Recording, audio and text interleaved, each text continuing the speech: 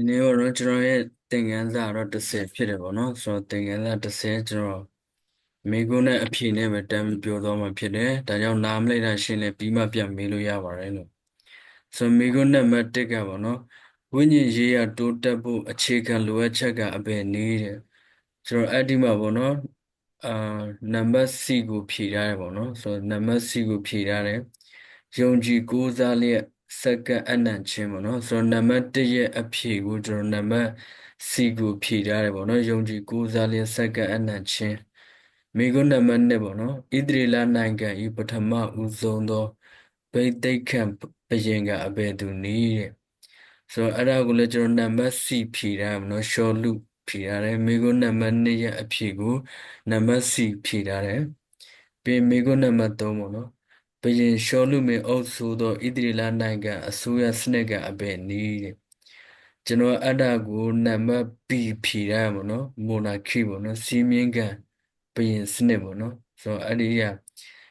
တော့တိတ်တော့ဘယ်လိုပြောမလဲဆိုတော့နည်းနည်းတန်တရားဖြစ်ပေါ့နော်အမှန်တကယ် A နဲ့ B ဖြစ်ဖို့များတယ်ပေါ့နော်ဒါပေမဲ့ကျွန်တော်နံပါတ် B ကိုတော့ကျွန်တော်ဖြည့်ထားတယ်ပေါ့နော်ဆိုတော့နံပါတ် A လဲကျွန်တော်ဘယ်လိုပြောမလဲကျွန်တော်ထင်တယ်ပေါ့နော်ဆိုတော့ A နဲ့ B နေရာတော့နှစ်ခုစလုံးတော့မှန်လောက်တယ်ပေါ့နော်ဆိုတော့ကျွန်တော်တို့ B ကိုပဲဖြည့်ထားတယ်ပြီးရင်မိကုန်းနံပါတ်4ဘုရင်ဒါဝိဒ်မင်းကြီးရေးသားသောကျမ်းကအဘယ်နည်းတဲ့အဲ့ဒါကျွန်တော်နံပါတ် B ဖြည့်ထားတယ်ပေါ့နော်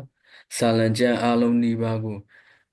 ဒါရေးထားတာဖြစ်တယ်ပေါ့နော်ဒါကြောင့်မိကုန်းနံပါတ်4ရဲ့အဖြေကနံပါတ် B ဖြစ်တယ်ပေါ့နော်ပြီးမိကုန်းနံပါတ်5ပေါ့နော် prophet တို့လှုပ်ဆောင်ရသည့်အလုံးနှစ်ခုကအဘယ်နည်းတဲ့အဲ့ဒါကိုကျွန်တော်နံပါတ်အဖြေကတော့နံပါတ် A ပေါ့နော်ရှင်ဘုရင်အဘိသိက်ပေးရနဲ့အကြံဉာဏ်ပေးရန်ဆိုပြီးကျွန်တော်ဖြေထားတာဖြစ်တယ်မိကုန်းနံပါတ်5ရဲ့အဖြေကနံပါတ် A ပေါ့နော်မိကုန်းနံပါတ်6ပေါ့နော်ဘုရားရှင်ကရှောလုမင်းကိုအဘယ်ကြောင့်ငြင်းပဲ့သနည်းအဖြေကိုတော့ကျွန်တော်နံပါတ် C ကိုဖြေထားတယ်ပေါ့နော်ရှောလုသည်ဘုရားစကားနားမထောင်တော့ကြောင့်ပေါ့နော်ဆိုတော့မိကုန်းနံပါတ်6ရဲ့အဖြေကနံပါတ် C ကိုဖြေထားတယ်မိကုန်းနံပါတ်9ပေါ့နော်ဓမ္မဟောင်းမဒါဝိဒ်အသက်တာသည်ခရစ်တော်ကိုမြည်သို့ပုံဆောင်သနည်းတဲ့ကျွန်တော်အဖြေကိုနံပါတ် C ကိုဖြေထားတယ်ပေါ့နော်ဗိသိက်ခံဘုရင်အဖြစ်ရှုမြင်ခြင်းပေါ့နော်ဒါကြောင့်မိကုန်းနံပါတ်9ရဲ့အဖြေကိုနံပါတ် C ဖြေထားတယ်မိကုန်းနံပါတ်10ပေါ့နော်ယုံကြည်သူများလှုပ်ဆောင်နိုင်သည့်အရေးကြီးဆုံးအချက်ကအဘယ်နည်းတဲ့ကျွန်တော်အဲ့ဒါကိုအဖြေကနံပါတ် A ပေါ့နော်ဘုရားရှင်စကားနာခံခြင်းဆိုပြီးတော့ကျွန်တော်မိကုန်းနံပါတ်10ရဲ့အဖြေကို A ဖြေထားတယ်မိကုန်းနံပါတ်9ပေါ့နော်ဒါဝိဒ်သည်တဲ့ရှောလုမင်းထံမှအဘယ်ကြောင့်ထွက်ပြေးသနည်းအဲ့ဒါကိုကျွန်တော်နံပါတ် C ဖြေထားတယ်ပေါ့နော်ရှောလုမင်းကသူ့ကိုတတ်ဖို့ကြံစီသောကြောင့်ဆိုပြီးတော့မိကုန်းနံပါတ်9ရဲ့အဖြေကိုကျွန်တော် C ဖြေထားတယ်ပြီးမိကုန်းနံပါတ်10ပေါ့နော်ဤသင်ခန်းစာ၏အဓိကဆက်ဆောင်ကအဘယ်နည်းဆိုတော့အဲ့ဒါကိုကျွန်တော်နံပါတ် B ဖြေရပါတော့ရှမွေလရှောလုဒါဝိဒ်ဆိုပြီးတော့ကျွန်တော်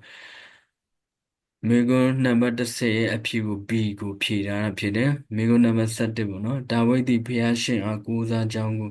မြည်သည့်လောက်ရအားဖြင့်တတ်သိပြခဲ့သည်နီအဲ့ဒါကိုကျွန်တော်နံပါတ် A ဖြေထားပါတော့လူထွားကြီးဂေါလိယက်ကိုတပ်ပစ်နိုင်ခြင်းအားဖြင့်ဆိုပြီးတော့မိဂုဏ်နံပါတ်17ရဲ့အဖြေကိုကျွန်တော်နံပါတ် A ကိုဖြေထားတယ်မိဂုဏ်နံပါတ်12ပေါ့နော်ရှောလုသည်အဘယ်ကြောင့်ဒါဝိဒ်ကိုကြောက်ရွံ့သနည်းကျွန်တော်အဲ့ဒါကိုအဖြေကကျွန်တော်နံပါတ် A ကိုဖြေထားပါတော့ဘုရားရှင်သည်ဒါဝိဒ်နဲ့အတူရှိသောကြောင့်ဆိုပြီးတော့ကျွန်တော်နံပါတ် A ကိုဖြေထားတာဖြစ်တယ်မိဂုဏ်နံပါတ်13ပေါ့နော်ယောနသန်ဤ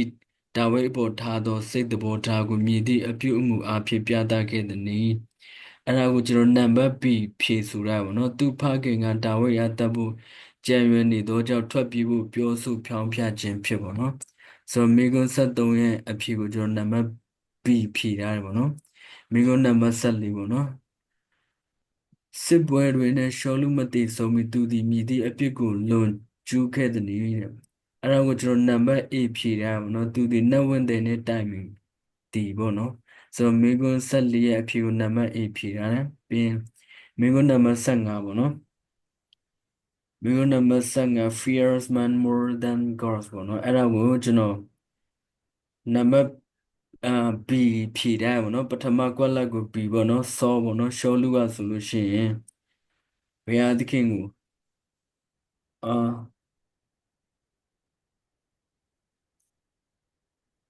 ရားသခင်တဲ့သူကလူတွေကိုပို့ကြောက်တယ်ပေါ့နော်ပြောချင်တာတော့ပထမကွက်လက်ကိုကျွန်တော်ပြီးဖြေထားတယ်ပြီးရင်ဒုတိယကွက်လက်ပေါ့နော်ဒုတိယကွက်လက်ကEdomite who betrayed Davis ပေါ့နော်ဒါဝိဒ်ကိုသစ္စာဖောက်တဲ့အေဒုံလူမျိုးဖြစ်တယ်အဲ့ဒါကိုကျွန်တော်နံပါတ် E ပေါ့နော်အာမလက်ကိုကျွန်တော်ဖြေထားတယ်ဆိုတော့အာမလက်လူတွေကဒါဝိဒ်ကိုသစ္စာဖောက်တယ်ပေါ့နော်ဒါဝိဒ်ကိုသစ္စာဖောက်ပြီးမှအေဒုံလူမျိုးလက်ကိုအပ်လိုက်တာဖြစ်တယ်ဒါကြောင့်ဒုတိယကွက်လက်ကိုကျွန်တော်နံပါတ် E ဖြေထားတယ်ပြီးရင်တတိယကွက်လက်ကိုပေါ့နော်တတိယကွက်လက်ကတော့ရှောလူနဲ့ဒါဝိဒ်တို့နှစ်ဦးစလုံးကိုပိတ်သိမ်းပေးခဲ့တဲ့ပရောဖက်ကတော့ဆမ်မွယ်ဖြစ်တယ်ပေါ့နော်ကျွန်တော်နံပါတ် A ကိုဖြေထားတဲ့တတိယကွက်လက်ပြီးရင်ကျွန်တော်စတုထပေါ့နော်စတုထက Saul son who left David ပေါ့နော်ဒါဝိဒ်ကိုချစ်တော်ရှောလူ၏သားဘာတူလဲဆိုတော့နံပါတ် G ပေါ့နော်ကျွန်တော်ဖြေထား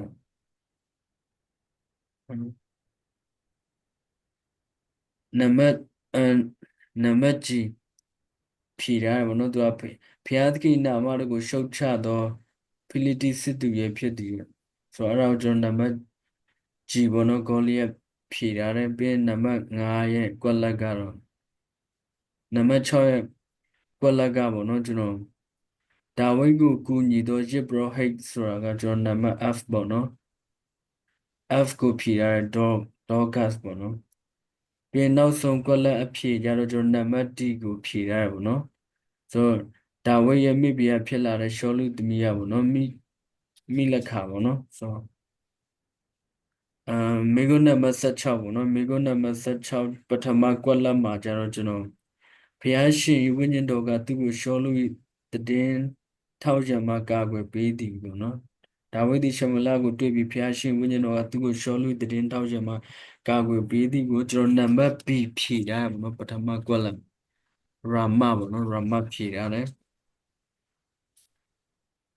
ပြီးလို့ရှိရင်နောက်ကွက်လက်တစ်ခုပါဘောနော်စာမျက်နှာ60နဲ့ပထမဆုံးကွက်လက်ကပေါ့နော်ဒါဝိဒ်သည်စိတ်မနှံ့သော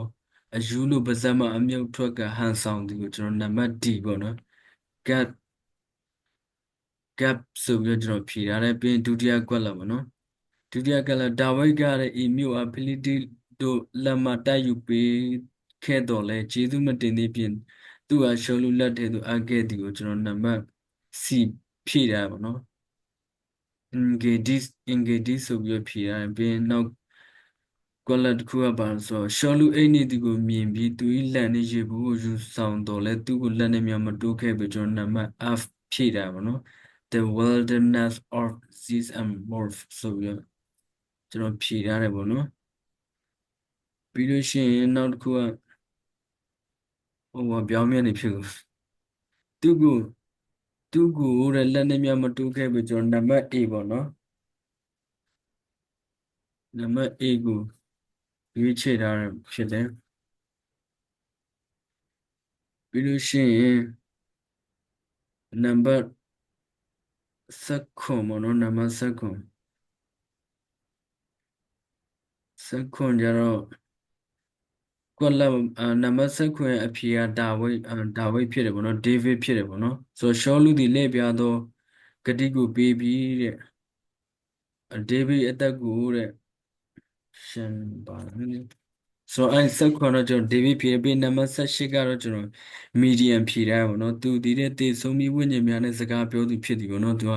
prophet ရဲ့ priest ရဲ့ medium ပေးတဲ့အချိန်မှာကျွန်တော် medium ပေါ့နော်ဆိုတော့နတ်ဝင်တဲ့နဲ့စကားပြောခဲ့တဲ့ဆိုကျွန်တော်ဖြေခဲ့တယ်ပြီးရင်မိကုနံပါတ်19ပေါ့နော် consecrating obeisance or things to God is called ပေါ့နော်ဒီထဲမှာဆိုလို့ရှိရင်ဒီအရာဝတ္ထုအဖျားရှင်တို့စက္ကထားခြင်းကိုတဲ့ကျွန်တော်က anointing ကိုဖြေရတယ်ပေါ့နော်ဆိုတော့ဒီ justification လည်းမဖြစ်နိုင်ဘူးเนาะ sanctify လည်းမဖြစ်နိုင်ဆိုတော့တန်ရှင်းခြင်းနဲ့ဖြောင့်မတ်ခြင်းကတော့မဆိုင်ဘူးเนาะဆိုတော့ဒီအရာဝတ္ထုကိုစက္ကထားတဲ့အရာကိုကျွန်တော်တို့ anointing ပေါ့เนาะပိတ်သိပ်ပေးပြီးမှတင်လူပူဇော်ထားတဲ့အရာဖြစ်တဲ့ဆိုတော့ကိုကျွန်တော်အနေနဲ့ဖြေရတာဖြစ်တယ်ဟုတ်ပြီကျွန်တော်ရဲ့သင်ခန်းစာကတော့ဒီလောက်ပါပဲလို့အားလုံးပေါ်မှာဖျားရှင်ထူကောင်းကြီးပေးပါစေ